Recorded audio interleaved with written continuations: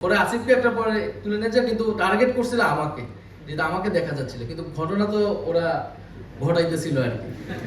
তো এই বিষয়গুলো এরকম ঘটনাগুলো ঘটছে। তো আমি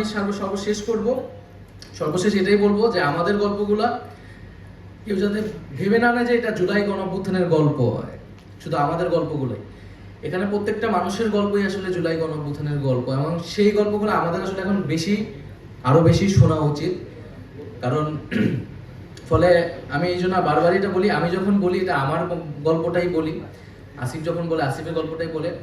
আর একটা বিষয় হচ্ছে এই 36 দিনের আন্দোলন, আমি যদি কখনো বই লিখি বা আমি যদি আরো বিস্তারিতভাবে জুলাইকে নিয়ে লিখতে চাই, তাহলে 36 দিনের থেকেও আমার কাছে গুরুত্বপূর্ণ হচ্ছে তার আগের যে 5-7 বছর, যেটার মধ্যে দিয়ে আমরা বড় হয়েছি, আমাদের চিন্তা ভাবনা, আমাদের ভিতরে ক্ষোভ বিক্ষোভ তৈরি হয়েছে আসলে। এই আমি তো 2017 সালে ক্যাম্পাসে প্রবেশ করছি বা শুরু করছি, তারপর 2018 সাল কোটা সংস্কার, আমাদের যে একটা জার্নিটা আছে গত 5-7 বছরে হয়েছে।